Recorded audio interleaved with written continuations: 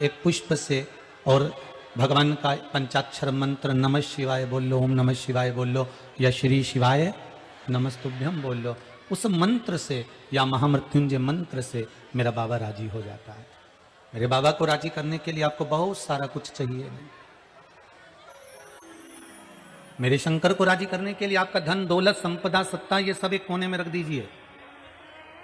आपकी धन, आपकी दौलत, आपकी सत्ता, आपका वैभव, ये मेरे शंकर को प्रियता नहीं है। मेरे शिव की अगर प्रियता है तो केवल भगवान का नाम प्रिय है, केवल एक शिव का नाम, केवल मेरे शंकर का नाम। उसके एक राम नाम बोल लेना, कृष्ण नाम बोल लेना, शिव नाम बोल लेना, भवानी के नाम का स्मरण कर लेना, दत्त नाम का स्मरण कर लेना, या भगवान के नाम का गुणगान कर लेना। भगवान के नाम का स्मरण कर लेना, वो एक जीवन का सुख दे जाता है। आज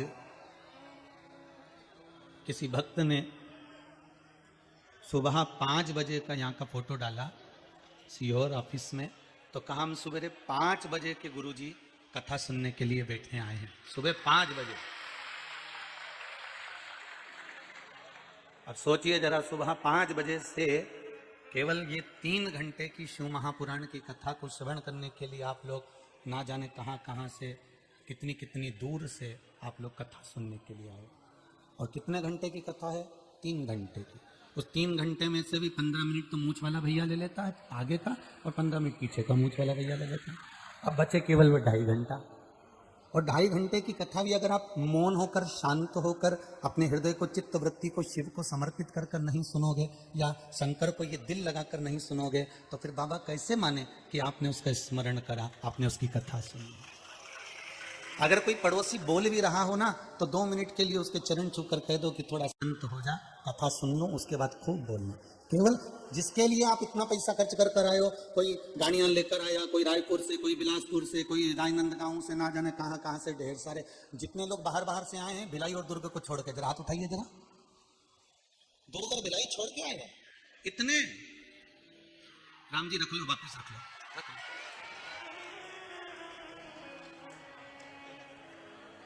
पक्के भगत हो, घर जाके नजर उतरवा लेना, नजर ना लग जाए आपको।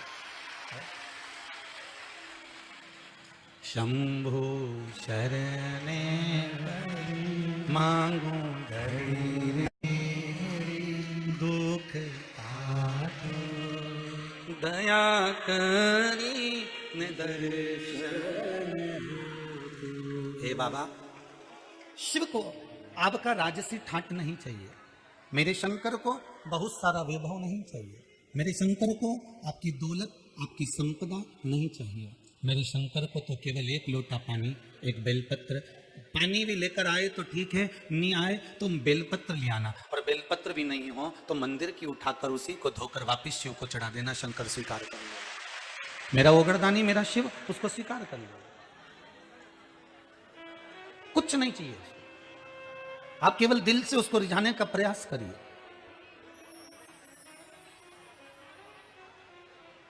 आप केवल दिल से उसको मनाने का प्रयास करिए।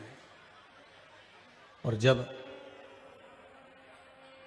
एक भक्त भगवान को भजता है, तो आपको लगता है कि भक्त भगवान को भज रहा है, या आप शंकर के मंदिर में जा रहे हो, शिव को 1 लोटा पानी चढ़ा रहे हो, एक बेलपत्र चढ़ा रहे हो, ये आपको लग रहा है कि आप चढ़ा रहे हो। पर देखा जाए तो आप तो शंकर के मंदिर में हो, जल चढ़ा रहे हो, पर देखा जाए तो एक जल का, 1 लोटा पानी का क्या महत्व है, वो भी शिव महापुराण की कथा कहती है, उसका वर्णन किया है। एक बार देवऋषि नारद मृत्यु लोक में घूमने के लिए आए, भ्रमण के लिए आए, और देवऋषि नारद भ्रमण करने के लिए मृत्यु लोक में आए, तो मृत्यु लोक में घूमते घूमते देवऋषि नारद एक बूढ़ी मां के घर पहुंच गए, और बूढ़ी माता से जाकर देवऋषि नारद ने निवेदन करा, माता, मैं बैकुंठ लोक से पहली बार मृत्यु लोक में आया हूं और भ्रमण करने के लिए निकला हूं। माता, ब्राह्मण हूं, मुझे थोड़ा सा जल पीना है, आप जल दे सकती हो मुझको? आप मुझे पानी दे सकती हो पीने के लिए? देखो, पूरी मृत्यु लोक में घूमने के बाद देवऋषि नारद उस बूढ़ी माँ के पास पहुंचा। शिव महापुराण की कथा कहती है, बड़े ध्यान से सुनना। शादी आपके मामा के लड़के की थी, गए भी आप मामा के लड़के की शादी में थे, पर भोजन और रुकने और चाय आप अगर आपकी मौसी के लड़के के यहाँ कर रहे हो और मामा के लड़के के यहाँ नहीं कर रहे हो और मौसी के लड़के के यहाँ कर रहे हो, तो समझ लेना कि आपका पुराना कुछ लेन देन रह गया होगा। इसलिए शादी में आए थे मामा की, पर भोजन मौसी के यहाँ कर रहे हो, कुछ लेन देन रह गया। एक एक अन्न के दाने पर भोजन करने वाले का भाव निश्चित रहता है। भोजन कौन बना रहा है, कौन खिला रहा है। हम जहां नितिन जी अग्रवाल जी के फ्लैट पर रुके, हमारे मुख्य यजमान जो हैं, उनकी दोनों बेटियां और कुछ बहुएं भोजन बनाने के लिए, प्रसाद बनाने के लिए जब सुबह आती और भोजन बनाकर जब जाती, तो हमने आकाश जी से कहा कि ये जजमान की बच्चियां तो हैं और जजमान की बहुएं तो हैं, पर अगर इनके हाथ के बने हुए भोजन को करने का भी हमारे भाग्य में लिखा हुआ है, तो ये पुराना कहीं का लेन देन रह गया होगा, जो बेटियां भोजन बनाकर पवा रही हैं, जो बहुएं भोजन बनाकर पवा रही हैं। कोई आपके घर आ रहा है, कोई आपके घर पहुंच रहा है, और आपके घर आ रहे हैं और आपने एक लोटा पानी पिला दिया, एक कप चाय पिला दिया, एक अन्न का दाना उसको खिला दिया, तो ये ध्यान रखना कि आप अपना नहीं खिला रहे हो, ये पुराना जो हिसाब है उस हिसाब को चुका रहे हो। अपना नहीं खिला रहे, पुराना हिसाब है, उसको चुकाए। और वो बेटियां जब भोजन बनाती थीं, आप मानेंगे नहीं, बेटियां भोजन बनाते बनाते भगवान श्री शिवाय नमस्तुभ्यम गुनगुनाती गुनगुनाती, दोनों बेटियां और बहुएं गुनगुनाती हुई, जो भी भाई वहाँ सेवा करने आते थे, बच्चा एक आता था गाड़ी, तो वो भी श्री शिवाय नमस्तुभ्यम गुनगुनाते हुए भोजन का क्रम जब निश्चित, तो कहीं कोई लेन देन हमारा है। आप किसी के घर में भोजन कर रहे हो या आपके घर में कोई भोजन कर रहा है, तो समझ लेना कि आप उसको नहीं, हमारी कोई सामर्थ्यता नहीं कि हम किसी को एक अन्न का दाना खिला दें, हमारी कोई सामर्थ्यता नहीं कि हम एक गिलास किसी को पानी पिला दें, हमारी कोई सामर्थ्यता नहीं कि हम किसी को एक कप चाय पिला दें। ये तो परमात्मा ने लिख कर रखा है कि आप वहां का पाओगे, ऐसा पाना पड़ेगा, ऐसा रहना पड़ेगा, ऐसा करना पड़ेगा। इसीलिए बार बार कहते हैं कि भगवान को धन्यवाद दिया करो कि भगवान तूने मुझे अच्छा घर दिया, अच्छा परिवार दिया, अच्छा कुटुंब दिया, अच्छे मेरे को माता पिता दिए, अच्छे मेरे भाई बहन दिए, अच्छा मुझे सत्संग दिया, और परमात्मा तूने भारत की भूमि पर जन्म दिया और मुझे हिंदू धर्म में पैदा किया, तुझे बहुत बहुत धन्यवाद। भारत की भूमि पर जन्म देने के बाद भी तूने मुझे हिंदू धर्म में पैदा करा, तुझे बार बार धन्यवाद देता हूं।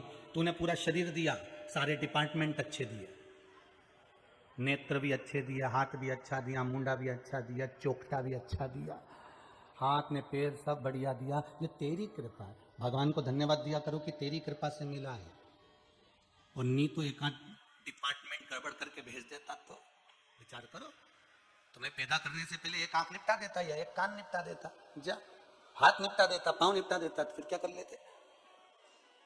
अच्छा परिवार दिया, अच्छा कुटुंब दिया, अच्छा हमको धर्म दिया, भारत की भूमि दी। किस भूमि में जन्म हुआ है आपकी? भारत माता की भूमि। ये माता कही जाती है। कभी तुमने सुना हालैंड माता, चीन माता? ये कभी सुना हो? केवल दुनिया में एक ही माता है, कौन सी? भारत माता। कारण क्या है इसको भारत माता कहने का? कि ये दुनिया के लोगों को संस्कार प्रदान करती है, सभ्यता देती है, संस्कार देती है, आनंद देती है, जो दुनिया में कहीं प्राप्त नहीं हो सकता, वो इस भारत की भूमि पर प्राप्त होता है। इस भारत की भूमि। देवऋषि नारद बूढ़ी माता के पास गए, और बूढ़ी माता के पास जाकर देवऋषि नारद ने कहा मुझे बहुत तेज प्यास लग रही है माता। माता ने उनको एक पात्र में जल भरकर दे दिया, एक पात्र में जल दिया, देवऋषि नारद ने पिया। अब देवऋषि नारद ने जब पिया, पीने के बाद में देवऋषि नारद को बिठाया बूढ़ी माँ ने, और बूढ़ी माँ ने कहा बाबा आप बैठो, मैं आपके लिए थोड़ा सा कुछ लेकर आती हूँ। बूढ़ी माँ अंदर गई, एक गिलास दूध भरकर ले आई और दूध भरकर लाकर देवऋषि नारद को दिया। नारद जी ने उस दूध के पात्र को पिया, लिया और पिया। जब दूध नारद जी पी लिए। पीने के बाद देवऋषि नारद जब बैकुंठ की ओर वापस गए, बैकुंठ की ओर देवऋषि नारद जब गए तो नारद जी को बैकुंठ के दरवाजे से अंदर प्रवेश नहीं दिया, बैकुंठ का दरवाजा बंद था। नारद जी को लगा बैकुंठ का दरवाजा बंद। आज तक तो ऐसा नहीं हुआ कि बैकुंठ का दरवाजा बंद मिला हो और मुझे बैकुंठ में जाने की परमिशन ना मिली हो, मेरे को बैकुंठ में जाने ना दिया हो। पर आखिर कारण क्या है कि बैकुंठ का द्वार बंद हो गया है, बैकुंठ का दरवाजा बंद हो गया है? कारण क्या है? जय विजय दरवाजे पर खड़े हुए थे। जय और विजय दोनों दरवाजे पर खड़े हुए थे। दोनों से पूछा कि मुझे बैकुंठ में प्रवेश क्यों नहीं दिया गया? जय विजय ने कहा ये तो हमको नहीं मालूम, पर अभी कुछ ही देर में देवाधिदेव महादेव यहां पर आने वाले हैं। आप देवाधिदेव महादेव से पूछ लेना कि आपको बैकुंठ का दरवाजा खुला क्यों नहीं मिला। किसको नरक जाना है, किसको स्वर्ग जाना है, ये निश्चित करने वाला भी मेरा शंभू ही है, मेरा देवाधिदेव महादेव ही है। कौन जाने? एक बेटी ने एक प्रश्न लिखा है, बड़ा सुंदर प्रश्न है, शायद हम लोगों के भी काम का है, अच्छा है।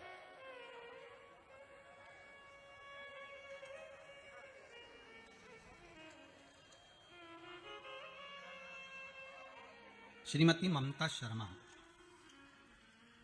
धमतरी छत्तीसगढ़ से, जिन्होंने प्रश्न किया है। कहीं बैठी हो तो बेटा आपकी है बहन, एक बार दोनों हाथ उठाकर हर हर महादेव बोलिए। हर हर। बहुत अच्छा प्रश्न है दीदी आपका कि गुरुदेव मेरे ये प्रश्न है, मनुष्य अपने कर्म का भोग भोगता है, लेकिन गीता में श्री कृष्ण जी कहते हैं सब कुछ करने वाला मैं ही हूं, तो मनुष्य का कर्म गलत क्यों होता है? बहुत अच्छा प्रश्न है, बहुत बहुत धन्यवाद बेटी आप, बहुत सुंदर प्रश्न है। प्रश्न किए कि मनुष्य अपने कर्म का भोग भोगता है और गीता जी में भगवान कृष्ण कहते हैं कि सब कुछ करने वाला मैं हूं। फिर मनुष्य कर्म का भोग क्यों भोगता? प्रश्न है। सब कुछ करने वाला मैं हूं।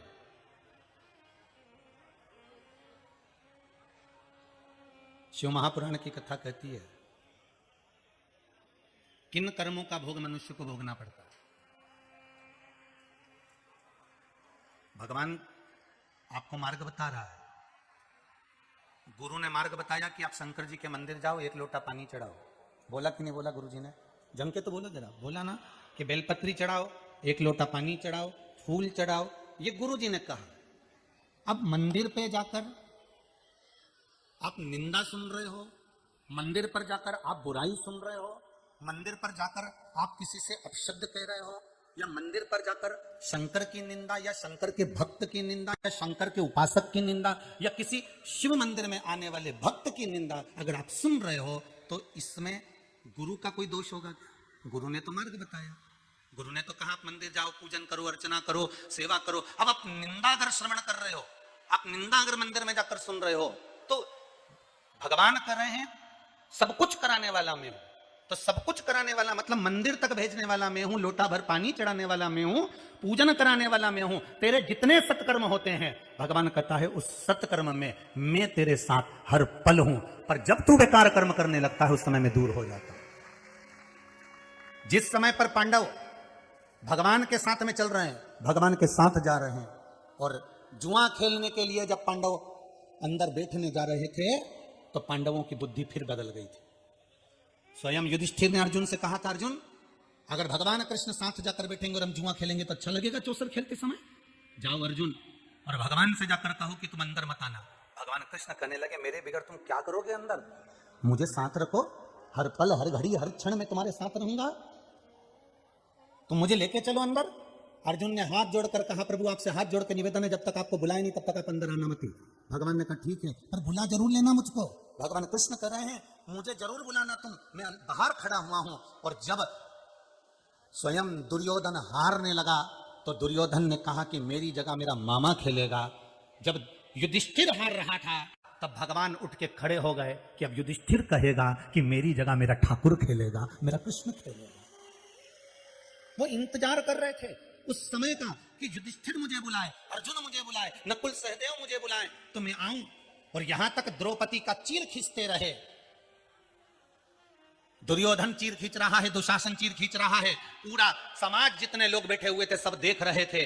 दुर्योधन आदिक सब देख रहे हैं, धृतराष्ट्र गांधारी बैठे हुए, भीष्म पितामह बैठे हुए, गुरु द्रोणाचार्य बैठे हुए, पूरी सभा भरी हुई है और द्रौपदी का चीर खींचा जा रहा है। द्रौपदी का जब चीर खींचा जा रहा था, द्रौपदी सबके पास गई, सबसे विनती करी, सबसे निवेदन करा, पर कोई ने साथ नहीं दिया। तब आखिरी में गुरु जी के पास गई और गुरुदेव से कहा, गुरुदेव मेरा चीर खींचा रहा है, मैंने आपसे गुरु मंत्र लिया है, मैंने आपसे ज्ञान प्राप्त करा है गुरुदेव, कोई साथ नहीं देगा, आप तो साथ दे दो गुरुदेव। तो गुरु जी कहते हैं, सुन बेटा, मैं भी साथ नहीं दूंगा। असली गुरु था, इसलिए द्रौपदी से कह दिया कि मैं भी साथ नहीं दूंगा। नहीं तो आज के जमाने का कली काल का कहीं का गुरुजी होता तो तुमसे कह देता, आजा मेरे पास में अटैची लेके बैठ जा।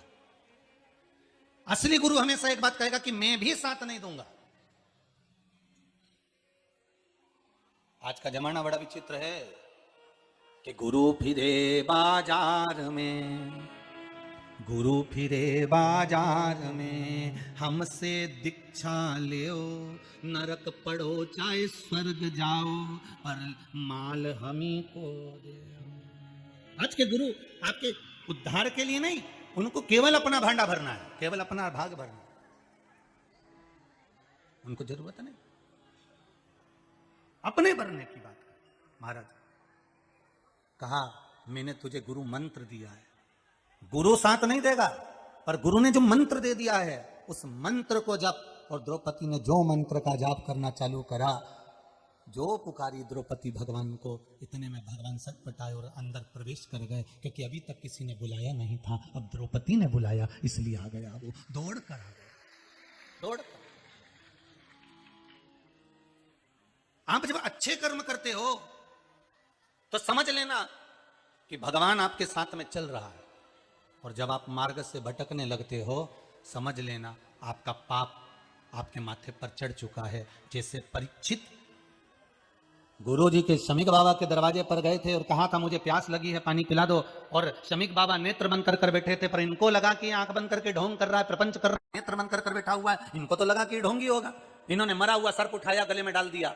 इतने में श्रृंगी ने श्राप दे दिया, जिस राजा ने मेरे पिता के गले में मरा हुआ सर्प डाला है उसकी मृत्यु 7वें दिन तक्षक नाग के डसे से हो जाए। ये श्रीमद् भागवत में लिखा हुआ, 7वें दिन तक्षक नाग के डसे से हो जाए। क्यों? कारण क्या हुआ था?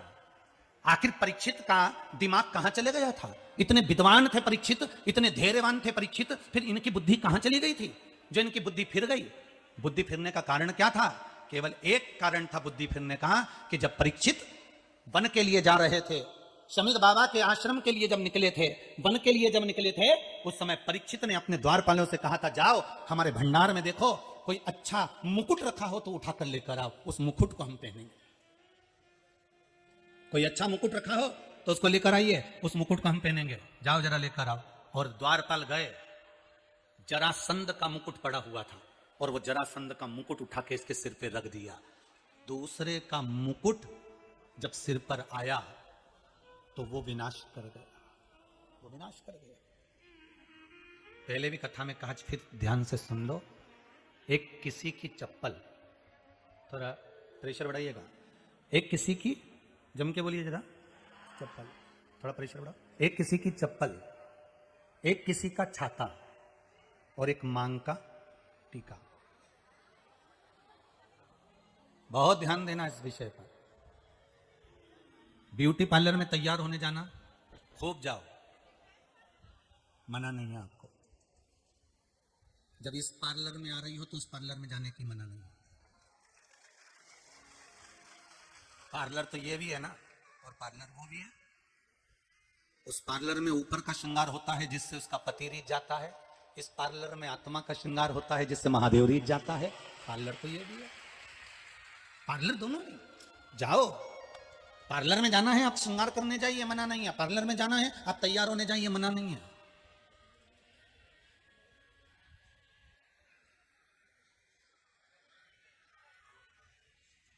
पर उन पार्लर वालों से कह देना कि एक काम करना, सब कुछ पिनाना, इस शरीर पर सारा आभूषण पहनाना, पर मांग का टीका मत पहनाना।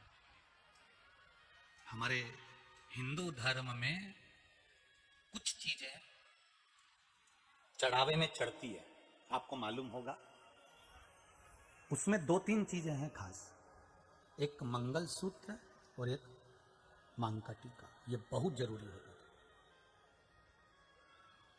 जब लड़के की शादी होती है ना, और लड़के के यहां से कुछ सामान जाता है, उसमें 2 चीज तो जरूरी होती है, मांग का टीका, मंगल सूत्र, बहुत जरूरी, बहुत जरूरी। क्यों? 3 चीजें हमें किसी की नहीं चाहिए। एक पांव की चप्पल, ना जाने किसका काल मंडरा रहा था, ना जाने किसकी काल चल रहा था, ना जाने कौन सा बेकार ग्रह चल रहा था, और किसी की पड़ी हुई चप्पल तुम लेकर चले गए, वो काल तुम्हारे माथे पर चढ़ गया। तुमने सोचा ये चप्पल जब से पहनी है तकलीफ आ रही है, तो तुमने घर के दरवाजे पर रख दी, तो भी वो काल नहीं टला, काल नहीं टला। कई लोग कहते हैं हमारी चप्पल चली गई तो हम क्या करें, इसलिए हम दूसरे की ले गए। हम क्या करें उसमें? ले जाओ, मना नहीं है, आपका मन पड़े आप तो पूरे मोहल्ले की ले जाओ। कथा जब पूरी हो जाए ना, तो ये ग्राउंड में बहुत सारी चप्पल पड़ी मिलेगी, तुमको देखना हो, ढेर सारी, तुम्हारी मर्जी पड़े, तुम बोरा लाओ, उन्हें भर के ले जाओ, मना नहीं है। पर नहीं चाहिए किसी की चप्पल।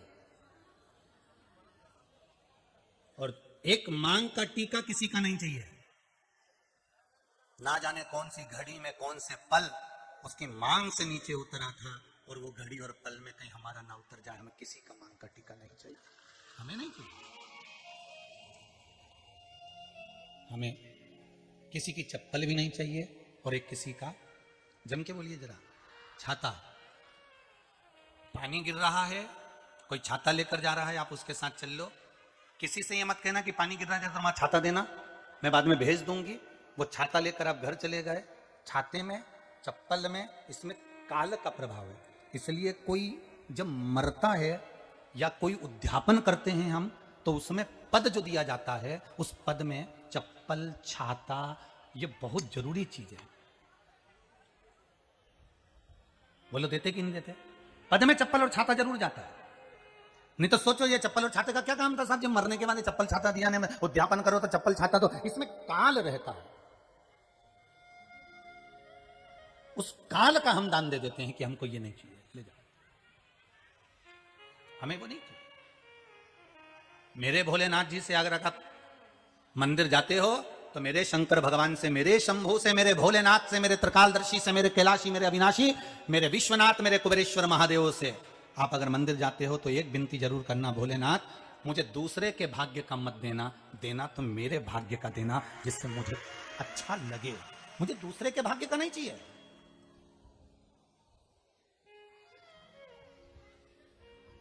क्या करूंगा मैं दूसरे के भाग्य? मुझे अपना दो, अपना। अपनी गाड़ी और दूसरे की गाड़ी में अंतर आ जाए। ओ जीजियो, धान के कटोरे वालों अच्छे से सुन लेना जरा, अपनी गाड़ी और दूसरे की गाड़ी में अंतर है।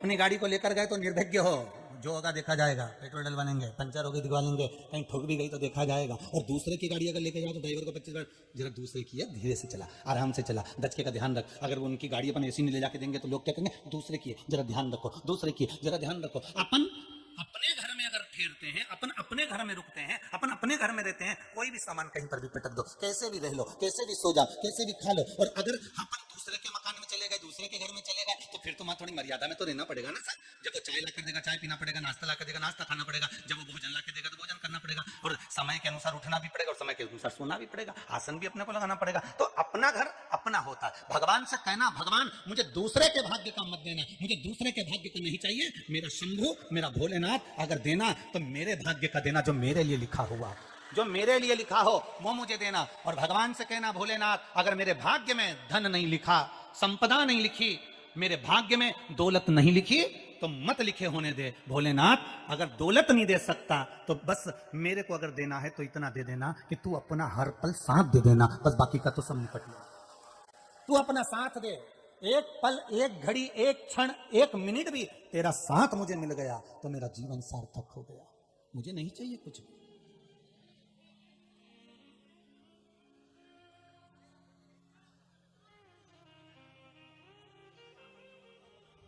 बहुत सारे चोट्टे होने आते हैं कथा में,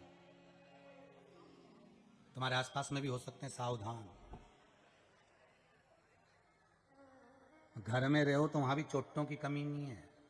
जैसे ही निपटे आधी रात को सब निकाल लेंगे चोट्टे, सब शरीर पे से गायब, मरते ही।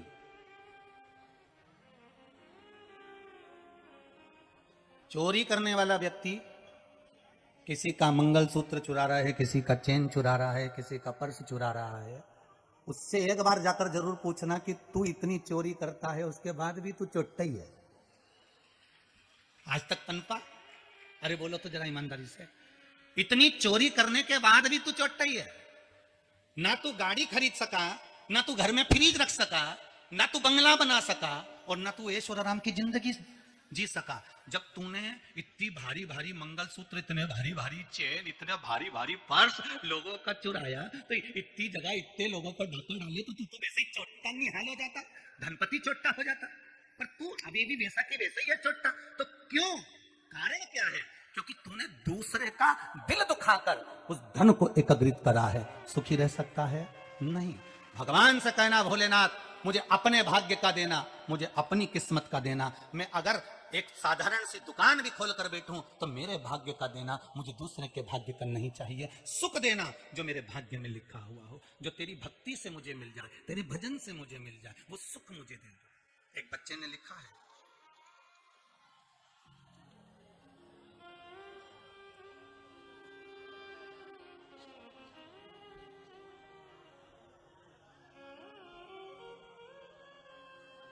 प्रेमलता तिवारी, रायपुर छत्तीसगढ़ से हैं। कहीं बैठी हो तो हाथ ऊंचा करिएगा। प्रेमलता तिवारी आप ही हैं? हर हर महादेव बोलो बहन एक बार, दोनों हाथ उठाकर हर हर महादेव। प्रेमलता तिवारी आप रायपुर छत्तीसगढ़ से हैं बहन। आपने लिखा है दीदी, माइक है क्या आपके पास? कॉर्डलेस जरा देना, पास में बैठी है इसलिए दे दीजिए, जल्दी दो। बाबू लेके जाओ एक, इनको दे दो बाबू। ए बाबू इधर दो, हाँ ले जाओ जल्दी से, दे जरा। हाँ बढ़ाते जाओ, एक दूसरे को देते जाओ, बढ़ा जाओ। पास में बैठे हो इसलिए माइक दे दे रहा। आपने वर्णन किया है गुरुदेव, मेरे भाई को ब्लड कैंसर हो गया था, जो कि 3rd स्टेज पे पहुंच गया था। हाँ दीदी क्या नाम है आपका? प्रेमलता तिवारी। कहाँ से आई हैं बहन? रायपुर छत्तीसगढ़। श्री शिवाय नमस्तुभ्यम। श्री शिवाय नमस्तुभ्यम। क्या हो गया था आपके भाई को? ब्लड कैंसर हो गया था गुरुजी। जी, डॉक्टर ने क्या बोल दिया था उसको? उनको डॉक्टर ने 3 दिन का 72 घंटे का समय दिया था। बस केवल 3 घंटे, मतलब 3 दिन का समय था उसके बाद? जी गुरुजी। 72 घंटे का आईसीयू में भी था वो, ऑक्सीजन लगा हुआ था उनको। जी। अब आपने लिखा है कि मैंने श्री शिवाय नमस्तुभ्यम का जाप कर जो उपाय आपने बताया था वो करा, उसके बाद 72 घंटे निकल गए कि नहीं निकले? निकल गया गुरुजी, ठीक है अभी वो। आराम लग गया? जी गुरुजी। अब कितना समय हो गया उसको? 2 जनवरी को हुआ था गुरुजी। 2 जनवरी को पिछले वर्ष हुआ था? जी इसी वर्ष गुरुजी। अभी नवंबर में हुआ था, अभी ठीक है। 2 नवंबर को? जी गुरुजी। अब ठीक है अभी तक तो? बस तो बाबा ने अपने हाथ में ले लिया, अब क्या टेंशन लेना। बैठो, श्री शिवाय नमस्तुभ्यम। वापिस ले लो माइक। अब विचार करिए जरा, बहन कह रही है 72 घंटे डॉक्टर ने दिए थे, इसमें भी लिखा है कि कुछ ही घंटे का मेहमान बता दिया था कि कुछ ही घंटे रह गए इसके लिए, कुछ ही घंटे। आपका विश्वास पक्का था किस पर? सियोर वाले महाराज पर नहीं। आपका विश्वास सियोर वाले महाराज पर नहीं, आपका विश्वास था शिव महापुराण और शंकर के उस मंत्र पर। श्री शिवाय नमस्तुभ्यम फिर निवेदन कर रहा हूं, ये वो शिव महापुराण का मूल मंत्र है जिस मंत्र को लोगों ने दबा कर रखा था। ये वो मंत्र श्री शिवाय नमस्तुभ्यम वो मंत्र है कि अगर किसी को अटैक भी आ गया है और उसका अंतिम समय चल रहा है, एक बार प्रयोग जरूर करना, शंकर का नाम तो ले ही लेना, बचा सकता है, वो बचा सकता है। अकाल मृत्यु वो मरे जो काम करे चंडाल का, काल उसका क्या बिगाड़े जो भक्त हो महा काल का। जो शिव का उपासक होता है, शंकर का जो भगत होता है, उसको सोचना नहीं पड़ता, उसको सोचना नहीं।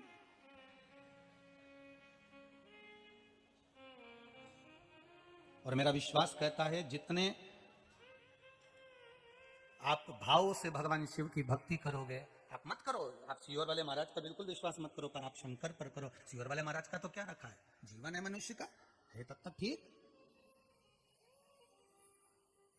शिव का भजन करो, शंकर के मंदिर जाओ, शिव का स्मरण करो, एक लोटा पानी चढ़ाओ, उसका मंत्र जाप करो। मंदिर नहीं भी जा सकते तो श्री शिवाय नमस्तुभ्यम, ये वो मंत्र है, प्रैक्टिकल कर कर देखना। लोग कहते हैं गुरुजी तो टोट के बताते हैं, आप जो समझो आपकी मर्जी, आपका मन करे तो इसको उपाय समझो, आपका मन करे तो जो समझना है समझो। एक उपाय कर कर देखना, जिस दिन आपका व्यापार नहीं चले, आपका मन उदास पड़ा हुआ हो, उस दिन दुकान की गादी पर ही बैठकर शिव का स्मरण करो, हाथ में एक चावल का दाना लेकर श्री शिवाय नमस्तुभ्यम की एक माला जप लो। व्यापार भी चलेगा कि नहीं चलेगा वो खुद बता देगा, और आपके मन को शांति मिलेगी कि नहीं मिलेगी। परंतु करना रास्ती रास्ती, एकदम जल्दी जल्दी मत करना, श्री शिवाय नमस्तुभ्यम, श्री शिवाय नमस्तुभ्यम, ऐसा घास मत काट देना हो, जरा दिल से करना। श्री शिवाय नमस्तुभ्यम, श्री शिवाय नमस्तुभ्यम, श्री शिवाय नमस्तुभ्यम, श्री शिवाय नमस्तुभ्यम। शिव का गुणगान एक माता ने लिखा है जिसका बच्चा तोतला बोलता था। अब देखिए,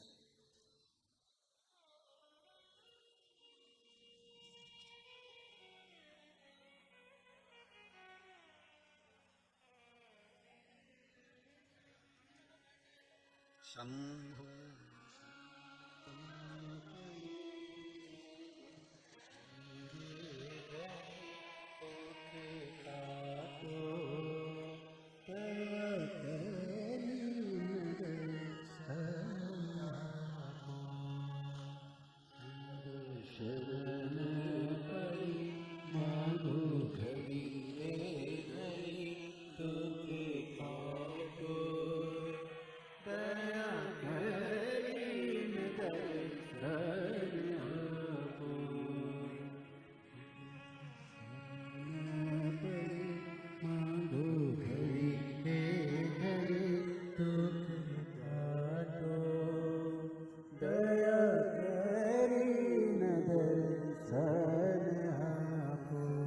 पत्र जिसने भी लिखा हो, अगर बैठे हो तो हाथ उठा देना। जिसने पत्र में लिखा था पत्र ढूंढ रहे हैं। शंभो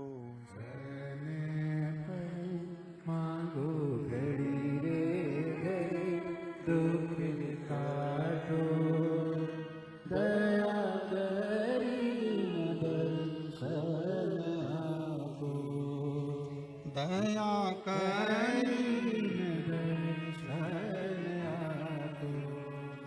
दया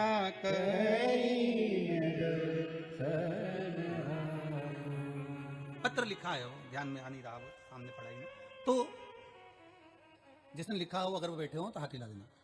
उन्होंने लिखा है मेरा बच्चा तोतरी भाषा में बोलता था और शिव का एक उपाय करा। आपने लिखा था, हाँ पत्र में है। बहन कहाँ से हो, जरा देना माइक दो, जरा पास में बैठी है इसलिए दे दो, जल्दी दो जल्दी, एक दूसरे को बढ़ाते जाओ। मैं दे दो किसी को, हाँ दे दो, मैं दे दो, बढ़ा दो, दो इनको, बढ़ाइए, बढ़ाओ दीदी, बढ़ाओ जरा। पहले हम छोटे से थे जब ऐसा गेम खेलते थे गेंद बढ़ाने का, तो माइक बढ़ा।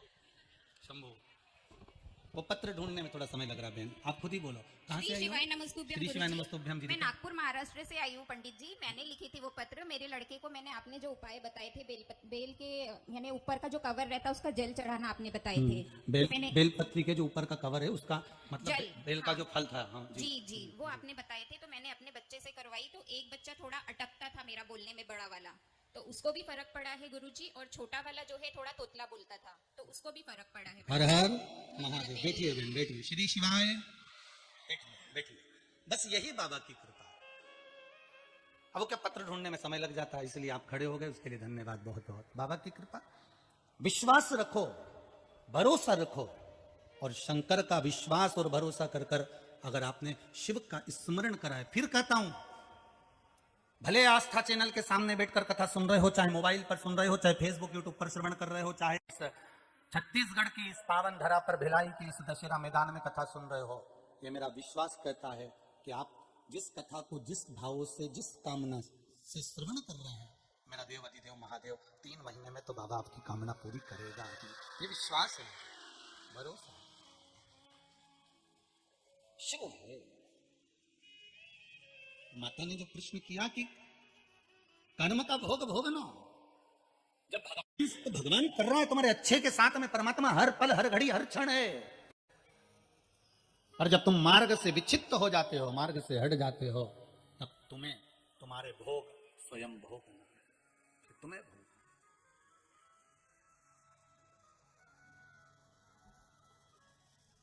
फिर तुम्हारे भोग तुम्हें भोगना है, फिर कोई दूसरा नहीं।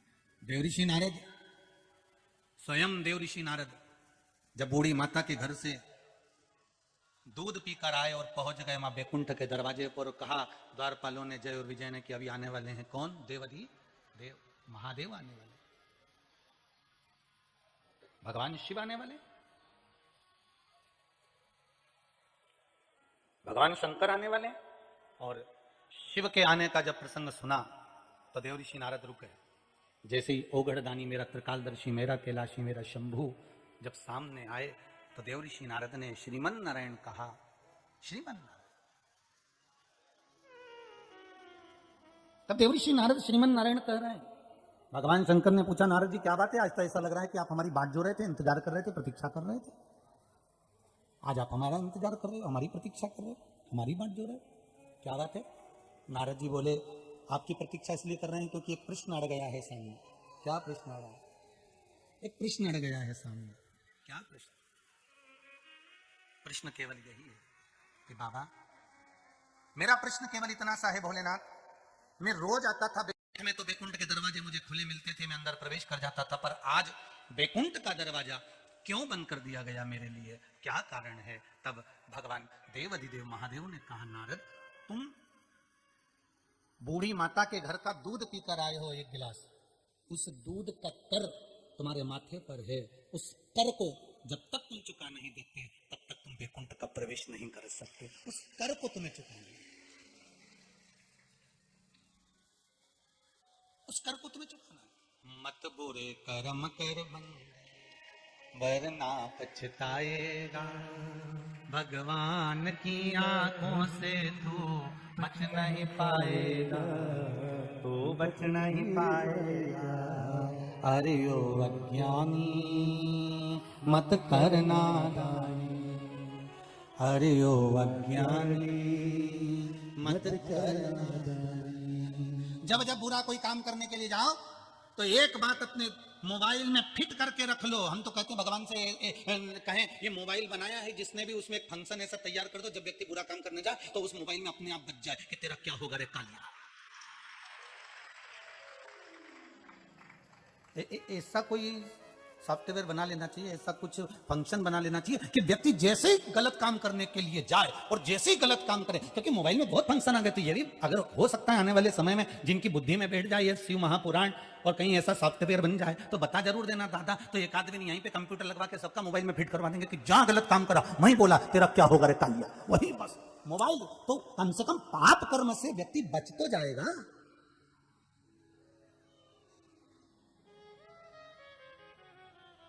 पाप कर्म से थोड़ा सा तो बचा जा सकता है ना। कई लोग कहते हैं गुरुजी शिव महापुराण में बैठने से क्या मिलेगा, कथा सुनने से क्या मिलेगा? हमने कहा कुछ नहीं मिलेगा। पत्थर को उठाओ पानी में डाल दो, पत्थर पानी में डाला तो उतनी देर पत्थर पानी में भले गलेगा नहीं, पर पानी में पड़ा हुआ पत्थर गर्मी से तो बचेगा, तपन से तो बचेगा। किसी अंधे व्यक्ति को ले जाकर गुलाब के खेत में छोड़ दो, फूल के खेत में छोड़ दो, फूल के बगीचे में छोड़ दो, भले वो फूल देखेगा नहीं पर उसकी सुगंध तो उसको मिलेगी। उसी तरह शिव महापुराण में क्या मिलता है 3 घंटे तक बैठने से? टीवी चालू करके बैठो, मोबाइल में देखो, यूट्यूब पर देखो, फेसबुक पर देखो और पंडाल में जाकर कथा सुनो, तो क्या मिलता है वहां बैठने से? कुछ नहीं मिलेगा। कम से कम 3 घंटे तुम पागल जैसे पाप तो नहीं कर पाओगे, कहीं मूर्खता की जगह तो नहीं जाओगे, कहीं गलत जगह पर तो प्रवेश नहीं करोगे, कहीं मुख से झूठ तो नहीं निकलेगा, कहीं कपट तो नहीं करोगे, कहीं बेईमानी तो नहीं करोगे। 3 घंटा पाप कर्म से आप बच तो जाओगे, बस उतना ही बहुत है कि 24 घंटे में से 3 घंटा आप भगवान को तो दे दिए हो।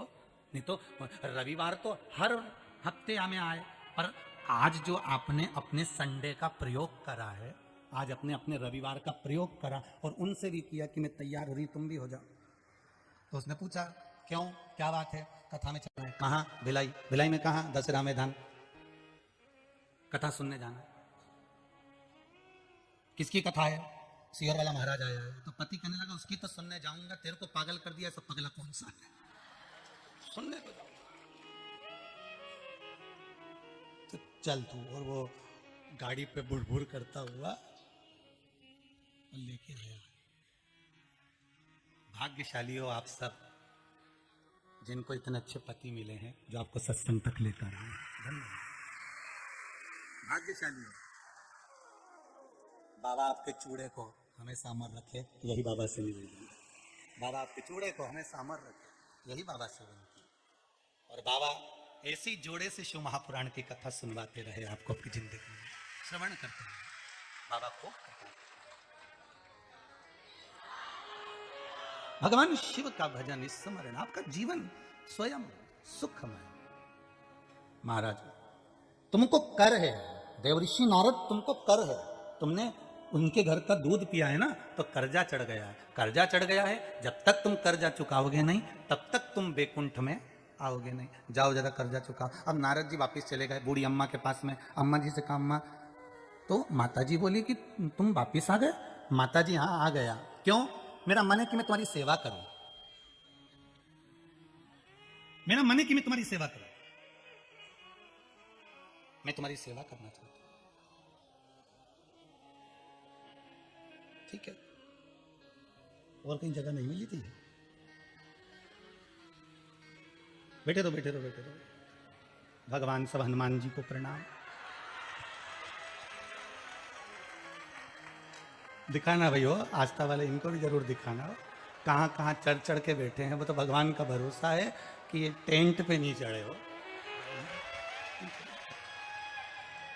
शंभो, एक आध बार इनको भी दिखा देना, इधर भी फंसे हुए पड़े हैं।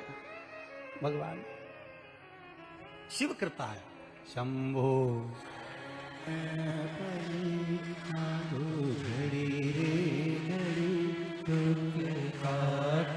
जय हो।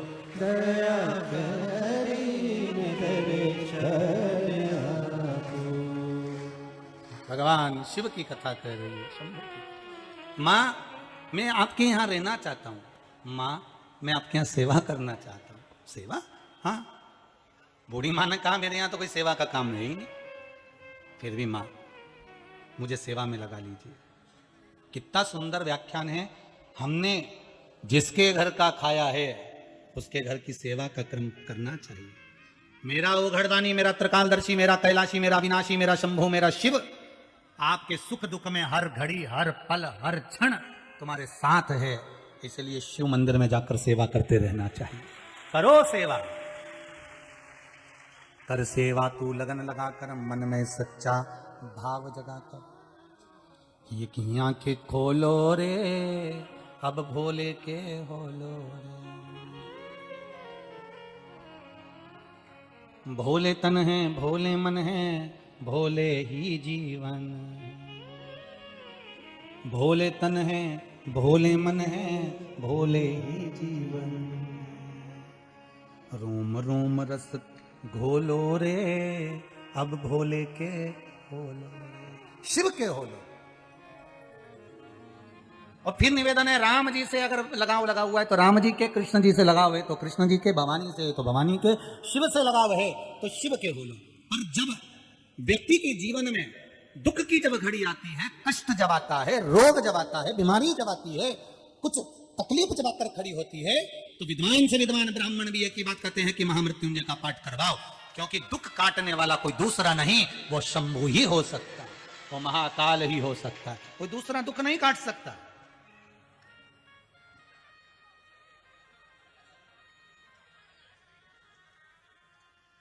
तुम मेरे यहां सेवा करोगे? बूढ़ी मां बोल रही है नारद जी। नारद जी बोले हाँ मां, अगर मेरे यहाँ सेवा करने आए हो तो मेरे यहाँ सेवा का कोई ऐसा काम नहीं है। पर नारद जी बोले बिना सेवा के तो मैं नहीं रह सकता, मुझे यहाँ पर सेवा करना है। सेवा करना है, ठीक है करो। क्या करोगे? बस नारद जी कहने लगे हम तो आपके यहाँ रहेंगे। नारद जी रहकर सेवा करने लगे। और जो सेवा करने के लिए नारद जी उत्सुक हुए, बूढ़ी माँ की गाय को नहलाना, चारा देना, दूध निकालना, नारद जी काम में लग गए। इतना काम करा, इतना काम करा, इतना काम करा। देव ऋषि नारद ने इतनी सेवा करी, इतनी सेवा करी कि देव ऋषि नारद जब वापिस ऊपर गए तो 33 कोटि देवता नारद जी के ऊपर पुष्प की वर्षा कर रहे थे। 33 कोटि देवता फूल बरसा रहे थे।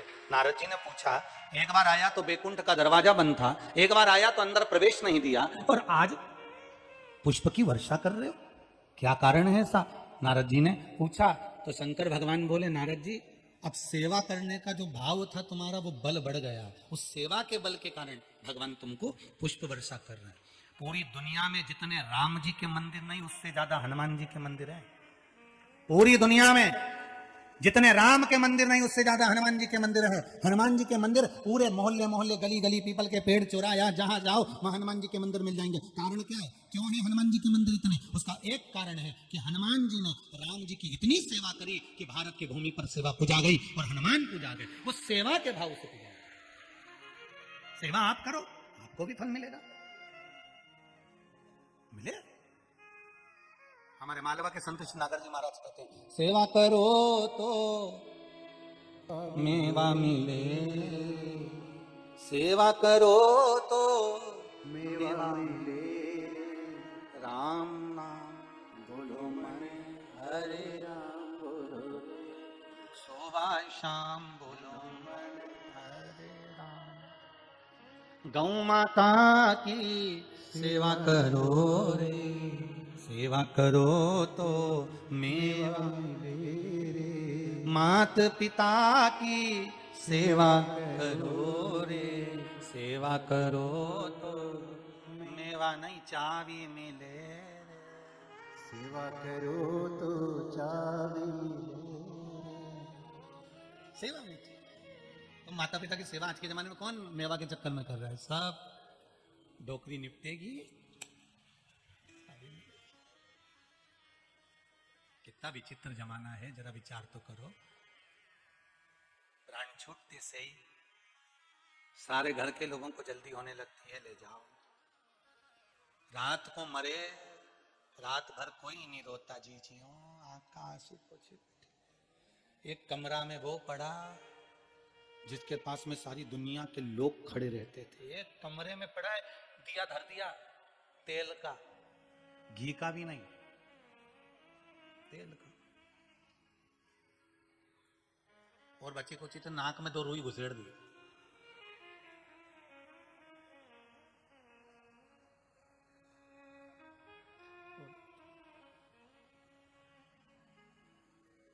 उठ के बैठेगा तो मालूम पड़ जाएगा, रुई बाहर, रुई पड़ा।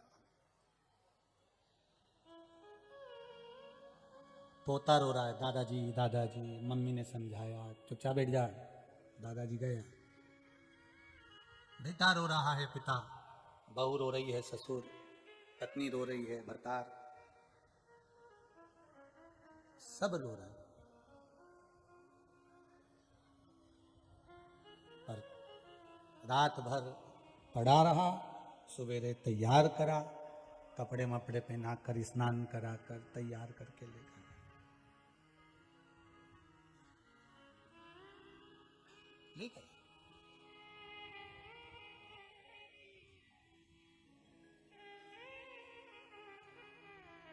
श्रृंगार तुम्हारे मरने के बाद भी लोग करेंगे, पर शरीर का, आत्मा का श्रृंगार तो तुमको जीते जी ही करके जाना पड़ेगा। आत्मा का श्रृंगार तुम्हें जीते जी कर जाना है। शरीर का श्रृंगार तो मरने के बाद भी लोग कर देंगे, मरने के बाद। पर आत्मा का श्रृंगार हमें करना है। और देखो, सुख दुख, जीवन के ये 2 पहलू हैं। आज अगर सुख है तो कल दुख भी मिल सकता है, और आज दुखी हो तो कल सुखी भी हो सकते हो। कोई विशेषता में बस भरोसा मत तोड़ना, विश्वास मत छोड़ना। देवर्षि नारद ने जो सेवा का क्रम अपनाया, सेवा करी, पर उसमें कुछ मांग का क्रम नहीं था। जो सेवा करना प्रारंभ करी, उस सेवा का फल ये मिला कि 33 कोटि देवताओं ने पुष्पों की वर्षा करी। सेवा का प्रकल्प इतना प्रबल होता है कि अगर आप करें हैं तो उसका फल जरूर मिलता है। आपने अगर सेवा करी है तो मिलेगा। मत मांगो आप सास की जायदाद, जरा जरा से प्लाट के लिए हाथ की अंगूठी के लिए, कड़े के लिए, चेन के लिए, जरा सी सांस की रकम के लिए बिल्कुल झगड़ा मत करना अपने परिवार में। बिल्कुल एक रत्ती का झगड़ा मत करो, नहीं चाहिए, रखो। अगर घर के बुजुर्गों का आशीर्वाद होगा, बड़ों का आशीर्वाद होगा, सही आशीर्वाद मिल गया तो रकम तो कोई भी चुरा कर ले जाएगा, पर आशीर्वाद कोई चुरा नहीं सकता। आशीर्वाद कोई नहीं चुरा सकता, आपके पास में रहेगा।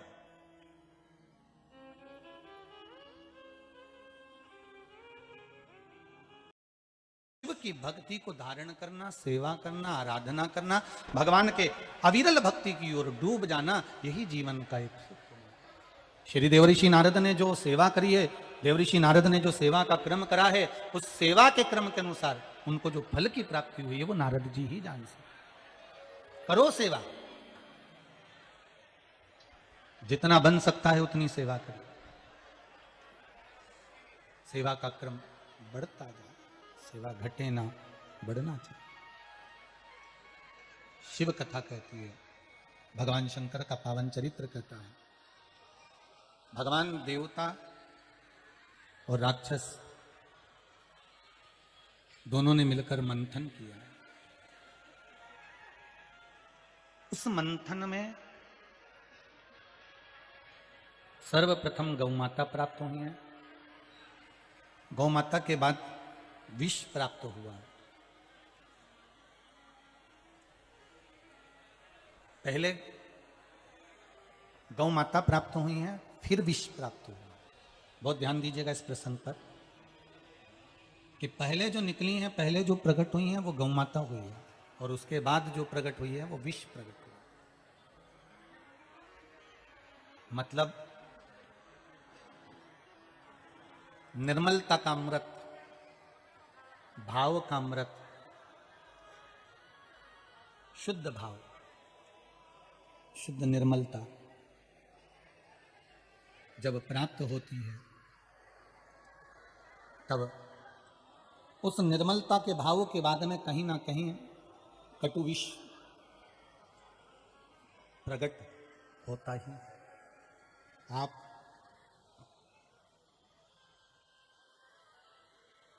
बहुत अच्छा कर्म करें, बहुत अच्छा कर्म करें, फिर भी कहीं ना कहीं विष प्रकट हो ही जाता है। कारण क्या बना कि गौ माता प्रकट हुई और उसके बाद में जो विष प्रकट हुआ है, उसका कारण क्या था? क्योंकि समुद्र देवता को भी यह मालूम था कि मंथन में विष निकलेगा और वो विष जो पिएगा उसके जीवन को वो नष्ट कर देगा। और उस विष के तपन को अगर कोई रोक सकता है तो वो गौ माता का दूध रोक सकता है, गाय का दूध तपन को रोक सकता है। और यदि गौ माता के उस दूध से विष की तपन रुक सकती है, तो जरा विचार करिए कि अगर गौ माता के दूध से विष की तपन रुक सकती है, तो गौ माता की सेवा करने से संसार के ताप नहीं रुक सकते। केवल दूध की प्राप्ति से, गौ माता के दूध से विष की तपन रुक सकती है, तो हमारे संसार के जितने ताप हैं, जितने कष्ट हैं, जितने रोग हैं, जितनी बीमारियां हैं, जितने दुख हैं, अगर हम मात्र गौ माता की सेवा भी करें तो शिव महापुराण की कथा कहती है कि हमारे जीवन के ताप, हमारे जीवन के कष्ट, हमारे जीवन के दुख कटना प्रारंभ हो सकते हैं। केवल कागजों में गौ सेवा नहीं होना चाहिए।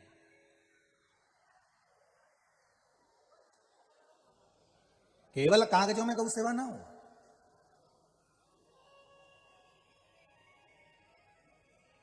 महाराज,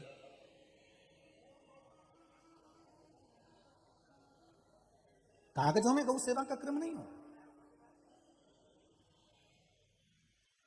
लोग कुत्ते को घुमाने में अपना गर्व महसूस करते हैं कि हम कुत्ता घुमा रहे हैं तो हम वीआईपी हैं। हमारे बराबर कोई वीआईपी नहीं है क्योंकि हम कुत्ता घुमा रहे हैं।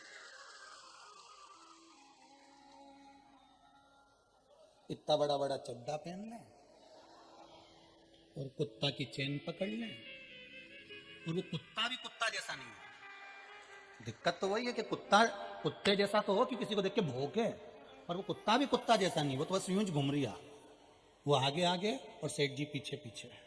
और ये सोच रहे कि हमारे बराबर कोई वीआईपी नहीं है, टी शर्ट पहन ली, इतना बड़ा बरमुंडा पहन लिया और मुंडा में वो भर लिया पिचर पिचर, और अब आगे आगे कुत्ता चले, पीछे पीछे सेठ जी चले। पहले लोग कहते थे कि ब्रह्म मुहूर्त में उठकर, सुबह उठकर धर्म और शास्त्रों के पीछे चलो, वेद और पुराण के पीछे चलो। आज के जमाने में लोग सुबह उठकर कुत्ता के पीछे चले। इनकी भी किस्मत भगवान जाने कौन ने लिखी थी। भगवान इनके बच्चों को छीछी एक काम वाली कराए, और ये कुत्ता को मॉर्निंग वॉक में छीछी कराए। सोचो जरा, इनकी किस्मत तो गजब की लिखी रे भगवान ने। धन्य, इनके बच्चों को काम वाले संभाले और ये कुत्ता के संभाले।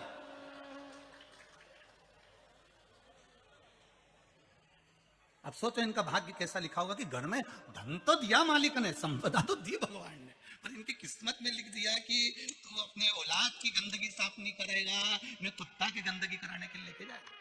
तेरी किस्मत में लिख के भेजा भाग्य। और इन्हीं से कह दो कि कुत्ते की जगह गाय के बछड़े को पाल ले, इन्हीं से कह दो कि गौ माता को पाल ले। घर में एक गाय का बच्चिया ला, गाय का बछड़ा ला, गौ माता की एक बच्चिया ला, उस बच्चिया की सेवा कर, उस गौ माता की सेवा कर। और सेवा करने के बाद गाय को चारा खिलाकर सेवा करने के बाद लोग कहते हैं हमें गौदान करना है, गौदान करना है, गाय दान करना है, गाय दान करना है। दादाजी चले गए, गाय दान कर दो, दादी जी चली गई, गाय दान कर दो, कन्यादान में गाय दे दी, उसमें गाय दे दी। करो गाय दान, पर गाय दान का एक नियम बनाओ कि एक गौ माता को हम घर में रखेंगे, जैसे बेटी को पाल पोस कर बड़ा करते हैं फिर दान करते हैं कन्यादान, उसी तरह फिर हम गौ माता का दान करेंगे। तो तुमको भी अंदाजा रहेगा कि गाय दान किसको करना चाहिए, गौ माता किसको देना चाहिए। पहले भी कहा था गाय, बेटी और लक्ष्मी 50 बार विचार करना, इसके बाद किसी को देना। पहले गौ माता को पालो, गौ माता को रखो, गौ माता की सेवा करो, और सेवा करने के बाद फिर गौ माता को आप दान करोगे तो उसका सुख दूसरा होगा, उसका सुख दूसरा है। केवल गाय ली आपने और बाजार से लेकर कह दिया गाय दे दो साहब, गाय देखो तो ये 30,000 की है, तो क्या 15,000 वाली गाय मिल जाएगी कि हमारे दादाजी के लिए देना, तो क्या 15,000 की मिल तो जाएगी, पर गाय एकदम दुबली पतली मिलेगी। तो उसमें हमारे दादाजी भी दुबले पतली मरे थे, तो जैसे दादाजी थे वैसे गाय थे।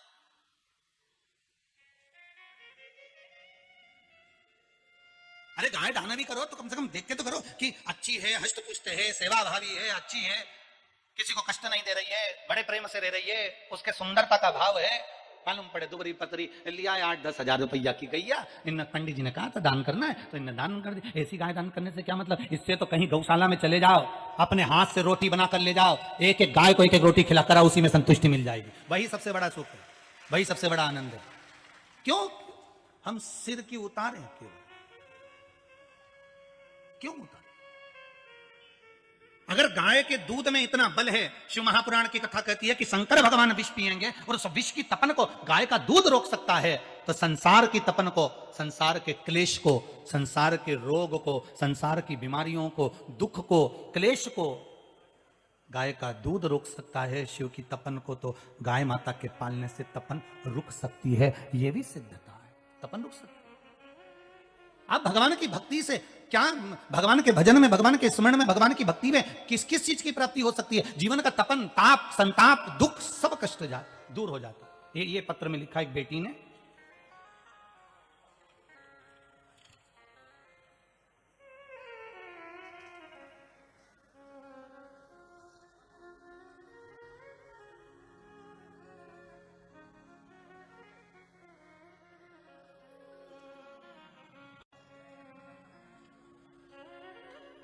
गुरुदेव में माया, शेष राम, बटघरे, सोंदव, सोंदड़ है कि सोंदव है, देख लीजिए, जिला गोंदिया, महाराष्ट्र से आई हूं। कहीं बैठी हो तो हाथ उठाइए। गोंदिया आती हैं? एक बार हर हर महादेव बोल दो दोनों हाथ उठाकर, हर हर महादेव। आपने लिखा है गुरुदेव, मैं गोंदिया महाराष्ट्र से आई हूं कथा श्रवण करने के लिए। बहुत इच्छा थी मेरी कथा में पहुंचने की, बाबा ने मुझे बुलाया है, शिव महापुराण भिलाई में हो रही है सुनकर मैं चली आई। गुरुदेव बाबा ने क्या दिया मुझे मैं वर्णन नहीं कर सकती हूँ। मेरी बेटी को एमबीबीएस करने के लिए कॉलेज में एडमिशन नहीं मिल रहा था। फिर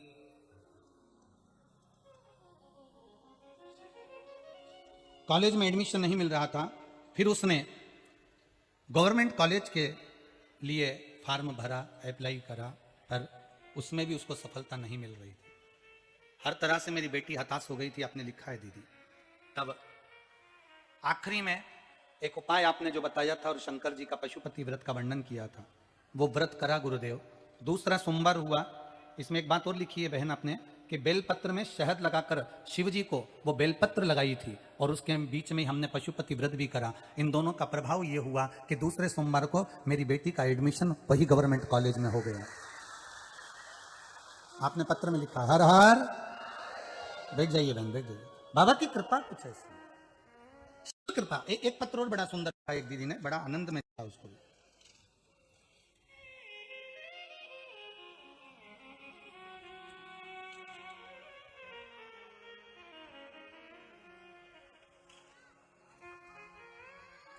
त्रिविका जेठी, रायपुर छत्तीसगढ़। कहीं बैठी हो तो हाथ उठाइएगा। त्रिविका जेठी, रायपुर छत्तीसगढ़। कहीं बैठी हो तो हाथ उठाइए दीजिएगा। और अगर है कहीं पीछे कहीं हो तो आवाज लगा देना। है? अच्छा, उधर टेंट में है, ठीक है।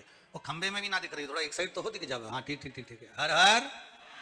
दोनों हाथ उठाकर बोलिए कि हर हर। आपने लिखा है दीदी, गुरुजी,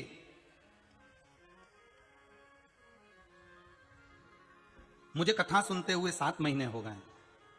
जीवन में इतना दुख था कि मैं उस दुख का वर्णन नहीं कर सकती हूं। गुरुजी, दुख का अंत नहीं हो पा रहा था।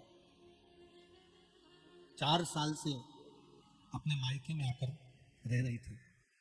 गुरुदेव, मुझे मेरे ससुराल वाले 4 साल से लेकर नहीं गए। अंत में अदालत में केस पहुंच गया, तलाक की फाइल तैयार हो गई, तलाक की तैयारी होने लगी। गुरुदेव, कोर्ट कचहरी के भी बहुत चक्कर लगे इन 4 सालों में। 3 साल तो कोर्ट कचहरी के बहुत चक्कर लगे गुरुदेव। इसी बीच में किसी ने कहा कि शिव महापुराण की कथा आती है तो सुन। शंकर की कथा है, सुनने में क्या जाता है। कथा सुनी गुरुदेव, पशुपति व्रत किया, भोलेनाथ जी के कई उपाय आपने जो बताए वो भी किए। उसके बाद गुरुदेव, बाबा ने मुझे वापस मेरे घर में ले जाकर मुझे मेरे अपने घर में मुझे पहुंचा दिया गुरुदेव। मैं मेरे बाबा का एहसान जिंदगी भर नहीं भूल सकती। ये बेटी लिख रही, बैठो बेटा, बैठ जाओ, बाबा की कृपा हो। उन्होंने लिखा है, मेरा बच्चा भी है बाबा की कृपा से, पर हम सब मायके में बैठे हुए थे, बाबा ने कृपा करी, अदालत तक बात पहुंच गई और उसके बाद फाइलें चालू हो गई, जाना आना चालू हो गया। फिर भी शिव ने कृपा करी। हमने पहले भी कहा, अगर दिल से आप शंकर की आराधना कर रहे हो ना, तो मेरा बाबा जब अपने खुद के घर को टूटने नहीं देता तो तुम्हारा कैसे टूटने देगा भाई? कैसे टूटने देगा? बेटी ने लिखा है, मैं अपने घर में पहुंच गई। आज में जिंदगी का सारा सुख है मेरे को गुरुदेव, कोई कमी नहीं अब मेरे घर में। मेरे बाबा ने मुझे पहुंचा दिया। यही सुख है, यही जीवन का आनंद है। पत्र में लिखा है, 7 महीने से कथा सुनना चालू करी और 7 महीने में बस अब दिल तो लगाओ।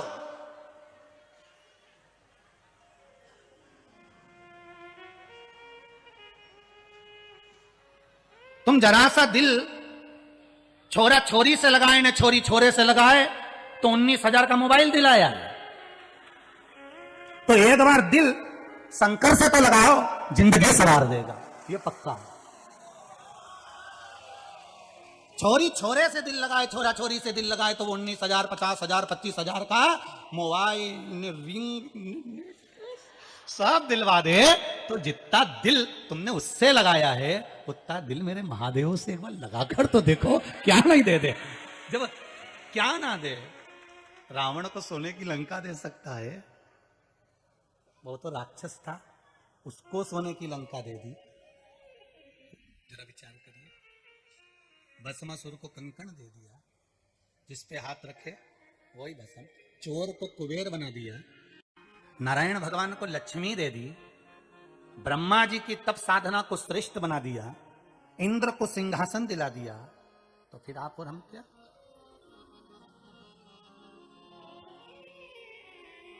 आप और हम क्या? दिए वो राक्षस प्रवृत्ति का था, भले ब्राह्मण था पर प्रवृत्ति राक्षस की थी। भले ब्राह्मण था पर प्रवृत्ति राक्षस की थी। और उसको बाबा अगर सोने की लंका दे सकते हैं, भस्मासुर को कंकण दे सकते हैं, तो आपके जीवन में जो दुख है, आपके जीवन में जो तकलीफ है, कष्ट है, क्या उसको नहीं आ सकते? उस दुख को, उस तकलीफ को भगवान हर सकता है, केवल आप मंत्र का स्मरण करते रहो। श्री शिवाय नमस्तुभ्यम। एक बार साथ में बोलिए, श्री शिवाय नमस्तुभ्यम। भगवान शिव का मूल मंत्र है, जपो।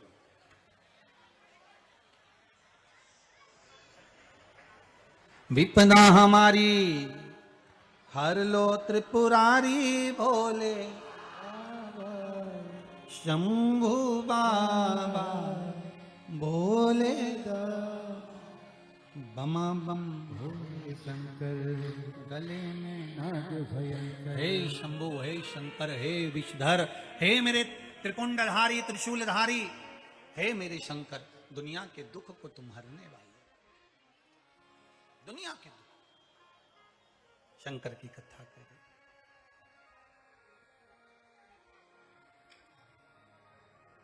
विष निकला है गौ माता के दूध से। शिव जो विष पिए हैं उसकी तपन समाप्त हो रही है। तो गौ माता की सेवा से आपके जीवन की भी तपन समाप्त हो जाए। करो सेवा, प्रयास करा करो। थोड़ा समय गौ माता के साथ निकले आपका।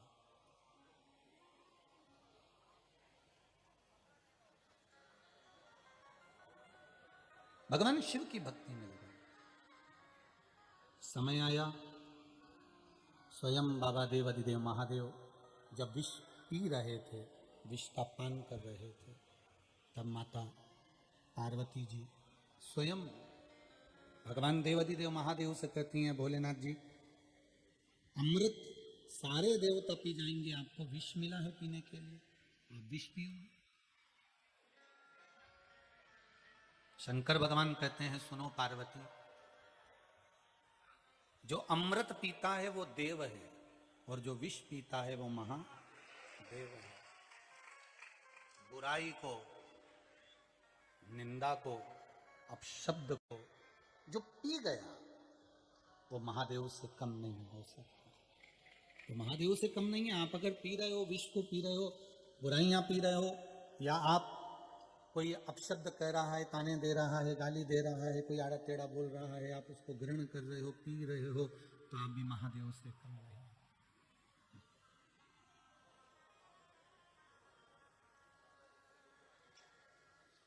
आप भी महादेव से कम नहीं। शिव महापुराण की कथा कहती है, शंकर का चरित्र कहता है, शिव चरित्र कह रहा है। बाबा ओगरदानी की कथा कह रही है, पार्वती जी कह रही हैं, आप विष मत पियो। शंकर जी कहते हैं, मुझे विष पीना पड़ेगा संसार की रक्षा के लिए, देवताओं की रक्षा के लिए मुझे विष पीना पड़ेगा, संसार के कल्याण के लिए मुझे विष पीना पड़ेगा। अगर मैंने विष नहीं पिया तो यह विष पृथ्वी पर रहेगा, पृथ्वी पर रहेगा, जहां जहां इसकी बूंदे गिरेगी लोग उसको धारण करेंगे और मर जाएंगे, प्राण छूट जाएंगे। जैसे पेड़ पौधे पे छिड़कने की दवाई लाओ, चूहा मारने की दवाई लाओ, कीट पतंगा मारने की दवाई लाओ, तो दवाई पर लिखा रहता है इसको बच्चे के हाथ से ऊंची रखना। बोलो लिखा होता है कि नहीं लिखा होता? बच्चों के हाथ से ऊंची रखना, उस दवाई पर लिखा होता है कि बच्चों का हाथ ना पहुंचे। इसलिए माता पिता चूहा मार दवाई हो, कीट पतंगे की दवाई हो, कोई जहरीला पदार्थ हो, उसको उठाकर माता पिता अलमारी के ऊपर रखते हैं, ऊंचे स्थान पर रखते हैं, जिससे किसी का हाथ ना पहुंचे। भगवान विष्णु ने भी ये विचार करा, समुद्र मंथन में जो विष निकला है इसको कहां रखें? नीचे रखेंगे तो ये संसार के बच्चे इसको छू लेंगे और मर जाएंगे। इसलिए एक काम भगवान नारायण ने करा कि सबसे ऊंचे पर्वत पर, कैलाश पर पहुंचा दिया शिव जी के पास, कि किसी के हाथ ना लगे। शंकर भगवान के पास उस विष को पहुंचाया गया कि यहां किसी का हाथ नहीं पहुंचेगा, यहां किसी का हाथ नहीं जाएगा। पर करें क्या? भगवान शिव ने जैसे विष पिया तो 2-1 बूंद नीचे गिर गई, जिससे भांग धतूरा उत्पन्न हो गया, सांप बिच्छू ने ले लिया।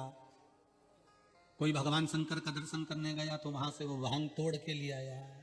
अब घोट घोट के शंकर जी का नाम बदनाम कर करके के ये तो शिव जी की बूटी है, लो पियो। वो पुराण कौन सी है जिसमें लिखा है कि शंकर जी को भांग प्रिय है? कहीं कोई इसी पुराण में लिखा हो तो जरूर एक आध बार उसका फोटो खींच के भेजना कि शिव जी को भांग प्रिय है।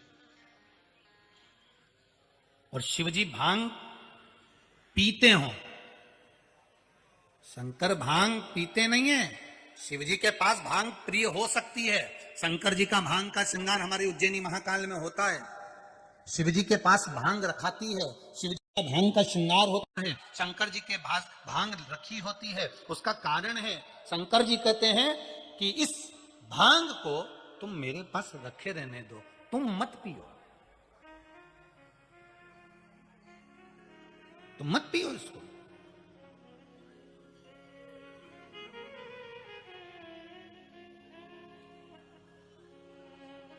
शिव जी का श्रृंगार भांग का होता है।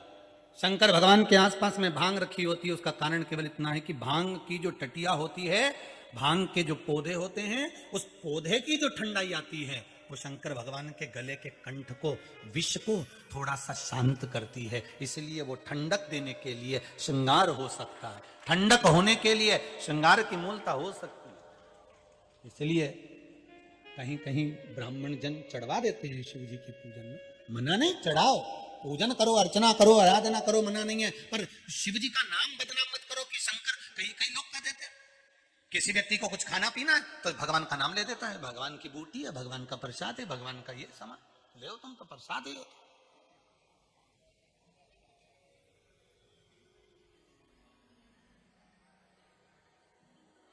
हम क्यों देवताओं को बदनाम करें? नहीं, आज सबसे ज्यादा अगर देवताओं को बदनाम करने में लगे हैं, दूसरे तो कम करने हैं, पर हमारे ही अपने लोग देवताओं के बदनाम करने में लगे, हमारे अपने, कोई दूसरा नहीं।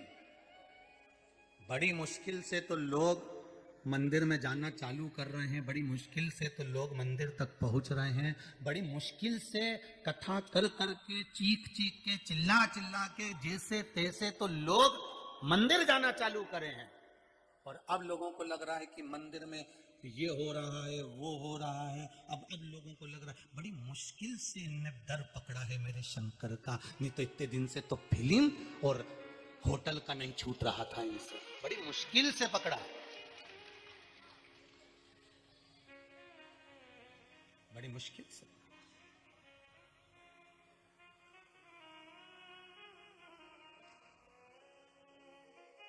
बड़ी मुश्किल से विश्वास जागृत होता है। एक पत्र में एक मां ने लिखा है अपने बेटे की दशा का वर्णन, देखिए।